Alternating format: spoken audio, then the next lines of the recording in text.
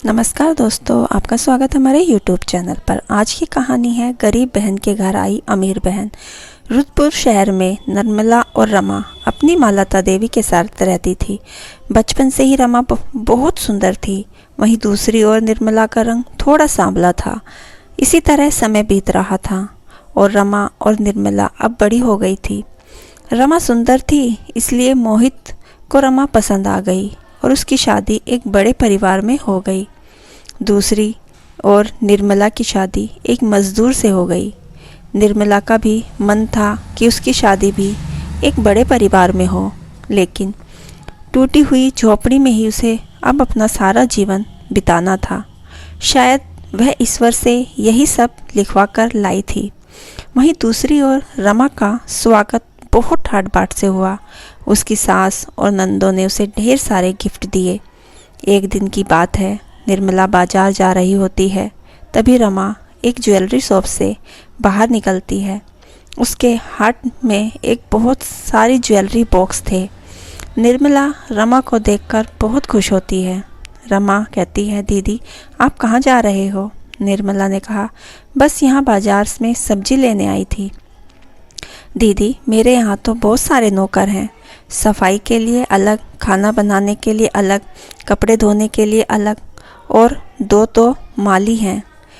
सब काम नौकर ही करते हैं। निर्मला ने कहा, अच्छा बढ़िया है।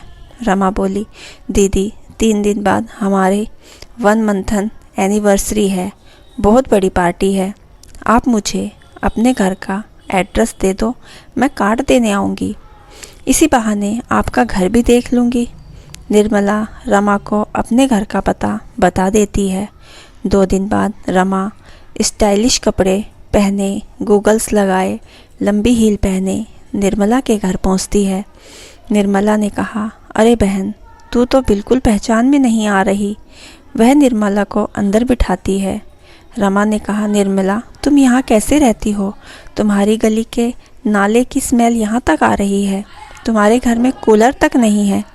निर्मला ने कहा, हाँ वो ये कह रहे थे कि इस महीने जो तनख्वाह मिलेगी उससे कूलर ले आएंगे।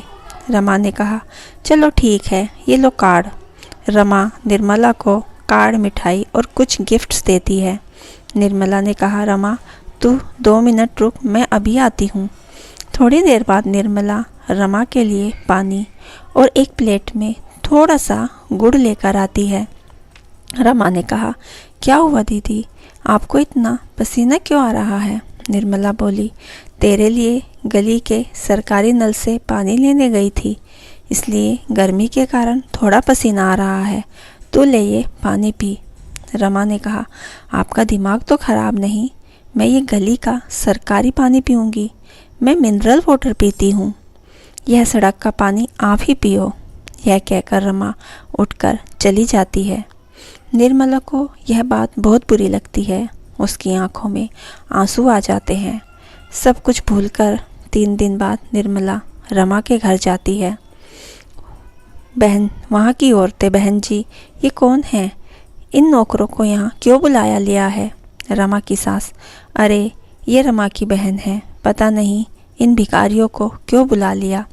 रमा ने बेइज्जती करा दी सब मेहमानों के सामने। निर्मला यह सब सुन रही थी। तभी रमा निर्मला को देखती है।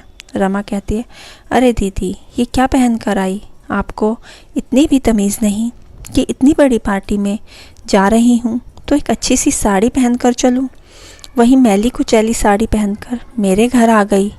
सच में आज आपने मेरे ससुराल वालों के सामने बहुत बेइज्जती करा दी। अब ऐसा करो, नीचे सर्वेंट रूम में जाओ, मैं तुम्हारे लिए वहीं खाना भिजवा दूँगी। अपनी बहन से इतना सब सुनकर रमा की आंखों में आंसू आ जाते हैं और वह अपने घर आ जाती है और अपने पति को सारी बात बता देती है। सूरज से कहती है, निर्मला वो बहुत बड़े लोग हैं, तुम्हें उनके घर जाना नहीं चाहिए था। अच्छा चलो अब रोना बंद करो। निर्मला ने कहा, जी मैं कई दिनों से सोच रही हूँ क्यों न मैं भी कुछ काम शुरू कर दूँ जिससे हमारी भी कमाई दुगना हो जाए। सूरज ने कहा, ठीक है, जैसा तुम्हें ठीक लगे। अगले दिन से रमा जगह जगह जाकर काम ढूंढने लगती है। उसके एक दर्जी की दुकान में काम मिल जाता है और उनकी कमाई 2 गुना हो जाती है। सारे खर्चे निकालकर उनके पास 2000 रुपये बच जाते हैं, जिससे वह एक सिलाई मशीन लेकर लेडीज सूट सिलने लग जाती है। दिन में वह नौकरी करती और शाम को घर आकर सूट सिलती। 10 सूट सिलने के बाद वह संडे को बाजार जाती और कई दुकानों पर अपने सिले हुए लेडीज सूट दिखाती है, लेकिन कोई भी दुकानदार उसका सामान नहीं खरीदता। वह निराश होकर घर आ जाती है। निर्मला ने कहा, सुनिए जी, आज एक भी दुकानदार ने मेरा सूट नहीं खरीदा।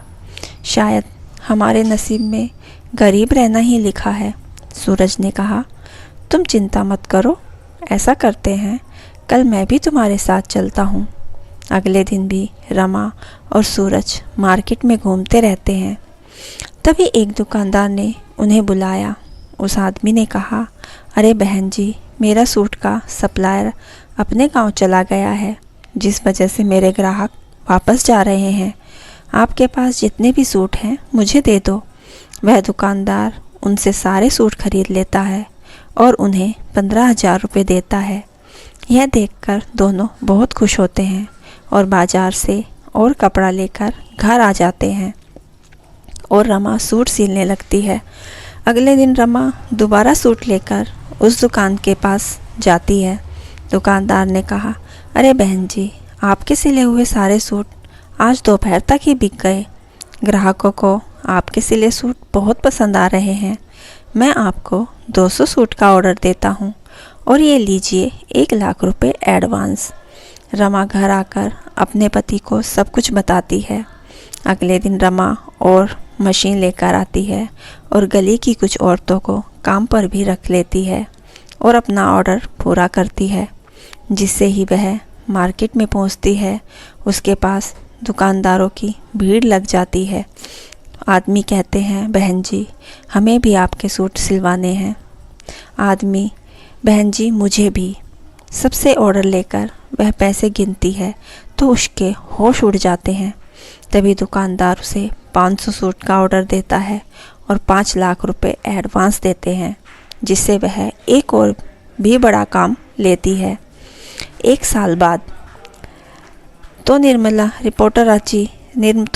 जी, आपने इतना बड़ा बिजनेस कैसे खड़ा किया? आज आपकी कंपनी में 200 से ज़्यादा लोग काम करते हैं और आपकी कंपनी का टर्नओवर 100 करोड़ रुपए है।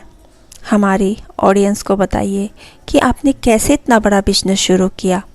निर्मला ने कहा, इसका पूरे श्रेय मेरी प्यारी छोटी बहन को जाता है, जिसने मेरी गरीबी का मजाक उड़ाया और मुझे इस बात का एहसास दिलाया कि पैसों के बिना कोई इज्जत नहीं करता, और उसकी ही वजह से मेरे मन में बहुत सारे पैसे कमाने की इच्छा जागृत हुई।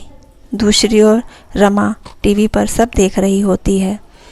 आज निर्मला उसे कई गुना ज़्यादा अमीर हो चुकी थी, लेकिन उसे अपनी अमीरी का जरा भी घमंड नहीं था।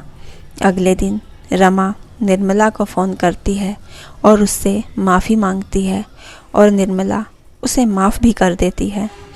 दोस्तों, हमारी यह कहानी, 2 बहनों की ये कहानी आपको अच्छी लगी हो तो कमेंट बॉक्स में हमें ज़रूर बताइए, और कहानी अच्छी लगी हो तो हमारे चैनल को लाइक, शेयर और सब्सक्राइब करना ना भूलें। कहानी पूरी सुनने के लिए आपका दिल से धन्यवाद।